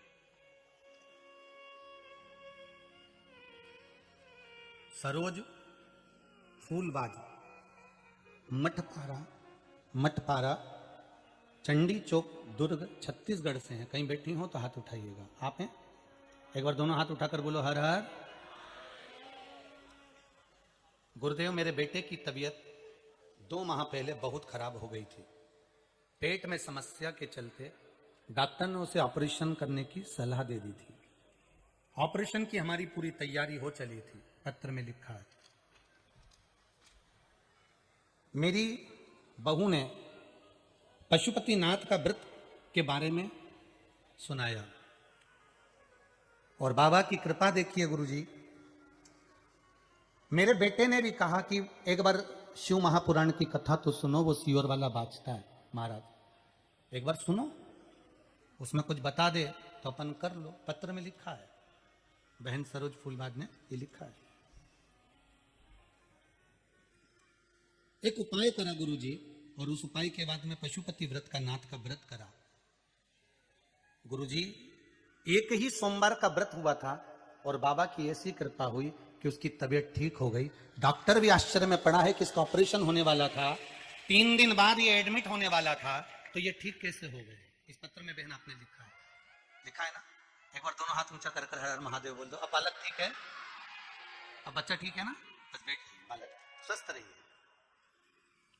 आश्चर्य है इसका, इतने पत्र भरे पड़े हैं कि सबको पढ़ना बहुत कठिन है। ढेर सारे पत्रों की श्रृंखला है। जो पत्र हैं थोड़े बहुत हाथ में आ जाते हैं, पढ़ लेते हैं, वो आपके सामने। एक पत्र और किसी ने बड़ा सुंदर लिखाया है। गुरुदेव महादेव की कृपा के बारे में मैं क्या बताऊं आपको, क्या करुणा है गुरुदेव। मेरे साइड कमर में 6 साल से बहुत दर्द था। हम केवल, एक ने लिखा है अंजू गुप्ता, जांजगीर BMI, चरोंदा छत्तीसगढ़ से है। कहीं है तो हाथ ऊंचा कर लिएगा, कहीं बैठे हो तो हाथ ऊंचा कर दीजिएगा। कहाँ है, उधर है क्या? पीछे एकदम, दोनों हाथ हिला दो एक बार दीदी, दोनों हाथ हिलाओ एक बार। आगे वाले बैठ जाओ, पीछे वाली नहीं दिखेंगे इसलिए। दोनों हाथ हिला दो एक बार। हर हर महादेव। आपने लिखा है 6 साल 5-6 साल से बहुत दर्द रहा, सारे डॉक्टरों को दिखाया। छत्तीसगढ़ से मैं यूपी तक चली गई डॉक्टरों को दिखाने के लिए। होम्योपैथिक, एलोपैथिक जो जो दवाइयां होती हैं सब करी गुरुदेव। फिर मेरे घर में संतान हुई। संतान होने के बाद में मैं बेड पर पड़ गई। उसके बाद मैं उठ नहीं पाई। बहुत रोती थी मैं अपनी बच्चे को देखकर कि इसका होगा क्या। गुरुदेव 15 दिनों तक पलंग से हिलने नहीं दिया क्योंकि इतनी तकलीफ हो गई थी गुरुदेव। तभी कुछ सालों के बाद कथा में मेरी जेठानी कथा सुन रही थी शिव महापुराण की। उसमें बेलपत्ती खाने का उपाय बताया था कि एक बेलपत्र सोमवार के दिन भगवान का स्मरण कर कर उसको पाना। वो बेलपत्र का उपाय करा गुरुदेव, किसी डॉक्टर की जरूरत नहीं पड़ी। आज मैं बेड से भी उठ गई हूं और पूर्ण तरह स्वस्थ हूं। ये पत्र में आपने लिखा। दोनों हाथ हिला दो एक बार। हर हर हर हर। अब तो आराम है बिल्कुल। बस बाबा की कृपा बनी रहे। शिव भक्ति उसको कहते हैं, अटूट विश्वास रखिए। अकाल मृत्यु वो मरे जो काम करे चंडाल का, काल उसका क्या बिगाड़े जो भक्त हो महाकाल का। शंकर की आराधना करने वाला, शिव स्मरण करने वाला कभी धोखा नहीं खा सकता। इतना विश्वास रखना। दुनिया के लोग कहें जो उनकी मर्जी पड़े कहने दो। बड़ी मुश्किल से शंकर के भगत हुए हैं, बड़ी मुश्किल से लोग मंदिर जाना चालू करे हैं। आज मंदिरों में भक्तों को देखकर, बच्चों को देखकर, युवाओं को देखकर, बेटियों को देखकर हृदय खुश होता है। पहले बूढ़ी बूढ़ी माताएं जाती थी, आज घर की बहुएं, बेटियां, सब बच्चे लोग मंदिर जाते हैं। उसकी प्रसन्नता। और एक एक मंदिर के ब्राह्मण को और पुजारी जन को प्रसन्न होना चाहिए कि अपने मंदिर में आज हिंदू जागा है और जागकर मंदिर में प्रवेश करा है। नहीं तो ये दूसरे धर्म में प्रवेश कर रहे थे, दूसरे धर्म में प्रवेश कर रहे थे। जब छत्तीसगढ़ के आसपास के क्षेत्र में जाकर देखो, रोज पत्र आते हैं। छत्तीसगढ़ के आसपास के क्षेत्र में जरा जाकर देखो, लोग किसी किसी के धर्म में प्रवेश कर रहे हैं। अच्छा अच्छा लोग और लालच दे रहे हैं, हम तुम्हारा ये कर देंगे, नौकरी लगवा देंगे, वहां भेज देंगे। और इतना लालच देकर हमारे हिंदू भाइयों को तोड़ तोड़ के अपने धर्म में जोड़ते जा रहे हैं। आज मुझे गौरव महसूस होता है, कम से कम आप मंदिर जाना चालू तो कर दिए। उसकी खुशी है मुझे, उसकी प्रसन्नता है। और इसके लिए दुनिया के लोग चाहे विरोध करें, चाहे कुछ बोलें, आग लगे बस्ती में, अपन रहो मस्ती में। शंकर के मंदिर जाओ, एक लोटा पानी चढ़ाओ, पत्र चढ़ाओ, एक चावल का दाना चढ़ाओ, एक फूल चढ़ाओ। कुछ नहीं मिले तो 3 बार ताली बजाओ, बम बम बोल कर जाओ, पर जाओ जरूर। भगवान के मंदिर जरूर जाओ। अपने दुखड़े को कहने के लिए जाइए, अपने दिल की बात करने के लिए शंकर के पास 2 मिनट बैठो। केवल वहां जाकर भक्कर नहीं आना है, 2 मिनट बैठना। शिव मंदिर में जाकर आप 2 क्षण बैठकर अपने दिल की बात शंकर से कहकर आना। बाबा देखो, उस बहन ने लिखा है, मैं तो हॉस्पिटल में पड़ी थी और मेरी जेठानी ने कहा तो श्री शिवाय नमस्तुभ्यम तो बोल, एक बेलपत्र तो खा। तो क्या दवाई खा रही हूं, डॉक्टर मना करेगा? पत्र में लिखा है उस बहन ने, डॉक्टर कहेगा बेलपत्र खा रही हो? फिर भी मेरी जेठानी ने लाकर दे दिया, मैंने खाया। दूसरे दिन तो मैं पलंग पे से उठ के खड़ी हो गई। गुरुदेव पत्र कह रहा है, बहन कह रही।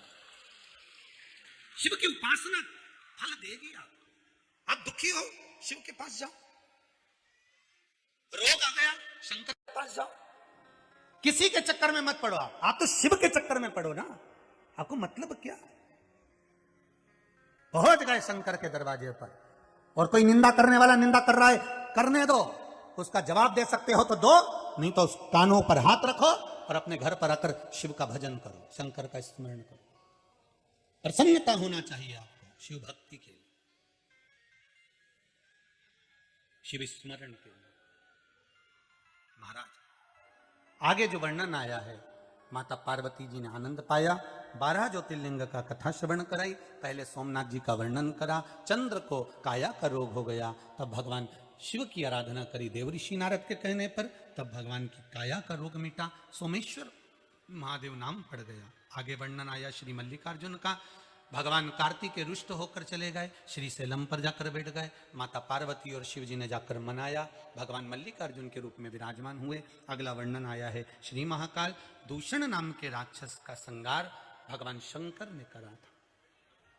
मेरे शिव 84 रूप लिए थे उज्जैन की नगरी में, उज्जैन की पावन धरा पर, उज्जैनी में मेरे शंकर ने 84 रूप धारण करे थे। 84 रूप में मेरा महादेव उज्जैनी में जाकर विराजमान हुए, 84 रूप में। और मेरे बाबा ने दूषण नाम के राक्षस का संहार महाकाल बनकर प्रकट होकर करा। अगला वर्णन आया ओमकारेश्वर, विंद नामक पर्वत ने तप कर कर भगवान शिव को यहाँ विराजमान करा, भगवान ओमकारेश्वर के रूप में विराजे। फिर आया केदारनाथ, नर नारायण ने तप कर कर भगवान शिव को विराजमान किया। भीमाशंकर, कुंभकर्ण की पत्नी करकटी जिसका पुत्र हुआ था भीम, उस भीम ने अपनी माता से पूछा मेरे परिवार वालों को किसने मारा है, तो कहा देवताओं ने। देवताओं से देश करा, मंदिर देवालय सब तुड़वा दिए, सारे मंदिर देवालय तुड़वा दिए। और मंदिर देवालय तुड़वाने के बाद जब भगवान शिव तक बात पहुंची तो शंकर भगवान ने आकर भीम का संहार करा, शिव जी का नाम भीमा शंकर हो गया। अगला वर्णन आया है काशी विश्वनाथ, मनु शत्रुपा ने तप कर कर भगवान शंकर को विराजमान करा, भगवान शिव विश्वनाथ जी के रूप में विराजमान हुए।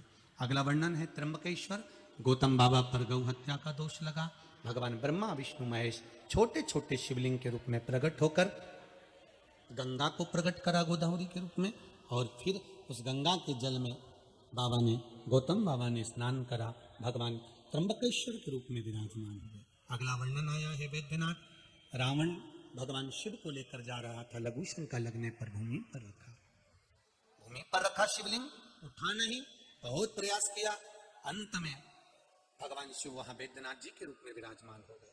अगला वर्णन है फिर नागेश्वर, दारुक नाम के राक्षस ने देवताओं को परेशान किया, भूमि पर रहने वाले जीवों को कष्ट दिया, भगवान शिव प्रकट होकर दारुक नाम के राक्षस का संहार करे, शंकर भगवान नागेश्वर बनकर विराजमान हुए।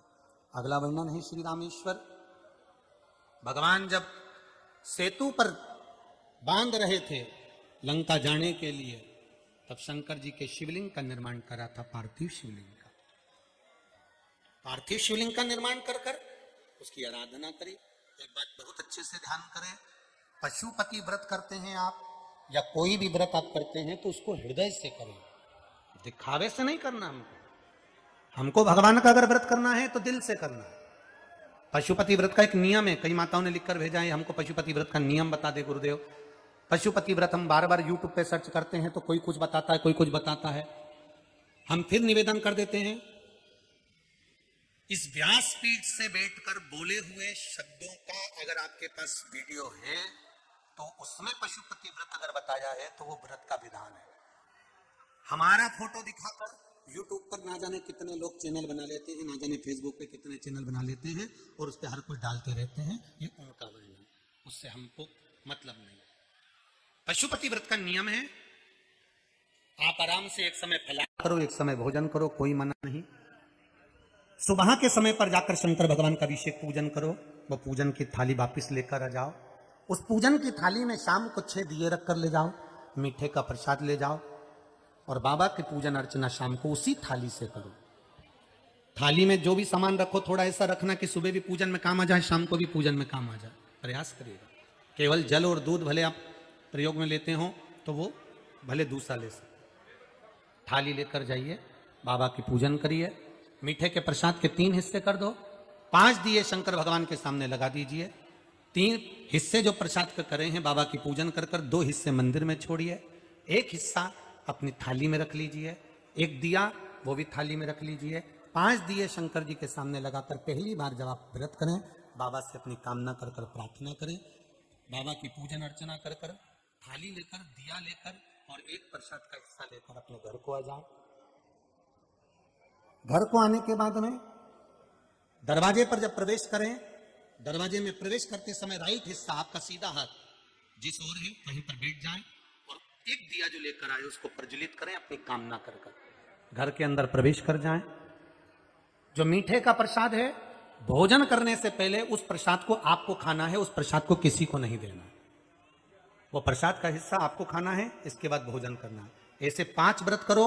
5वां व्रत जब पूर्ण हो, 5वें व्रत की जैसी पूर्णता हो, शाम के समय जब पूजन करने जाएं तो 1 श्रीफल लेकर जाएं। कुछ भी सामग्री की 108 आप भगवान को समर्पित करें। 108 बेलपत्र लें या आप चावल का दाना लें, मूंग दाना लें, जो भी आपको बाबा को चढ़ाना है वो आप भाव से समर्पित कर सकते हैं। किसी ने लिखा था गुरुजी क्या हम 108 सिक्के चढ़ा सकते हैं? चढ़ा सकते हो आप। 108 नोट चढ़ा सकते हैं, 108 नोट भी चढ़ा सकते हैं, आपकी जो मर्जी हो। लौंग है, बाबा को जो आप समर्पित करना चाहते हैं आप दें बाबा को। गुरुजी हम बेलपत्री चढ़ा दें 108 चढ़ाओ, फूल चढ़ा दें 108 चढ़ाओ, आपकी मर्जी पड़े जो आप सर चढ़ाओ। बाबा को चढ़ाइए और विनती करो। श्रीफल पर 11 रुपए रखकर बाबा के चरणों में विनती करिए, आज मेरा व्रत पूर्ण हुआ है बाबा, मेरी मनोकामना पूर्ण करना। बाबा से कहकर दिया लेकर वापिस जाओ। 5वां व्रत, 5वां दिया दरवाजे पर वापिस घर पे, छठा दिया जो लेकर गए हो 1 दिया तो लगाइए। 5 व्रत आपके पूर्ण हुए, प्रसाद पाओ, बाबा से निवेदन करो, बाबा आपकी मनोकामना पूर्ण करे। पशुपतिनाथ यही बाबा की विनती है। महाराज भगवान राम ने स्वयं पार्थिव शिवलिंग का निर्माण कर कर सेतु बांधा, रामेश्वर नाम पड़ा। अगला वर्णन आया है कृष्णेश्वर, जो आपको पहले कथा में सुना दिया। घोषमा के बेटे को भगवान ने जीवित करा था। तालाब में से मरा हुआ एक 6 दिन पुराना बेटा तालाब में से निकलकर बाहर आ गया, वो कृष्णेश्वर महादेव। भगवान शिव स्वयं प्रकट कृष्णेश्वर महादेव के रूप में विराजमान हुए। ऐसे 12 ज्योतिर्लिंग का चरित्र जो शिव महापुराण में श्रवण करता है, भगवान शिव कहते हैं उसकी मनोकामना में स्वयं पूर्ण कर देते।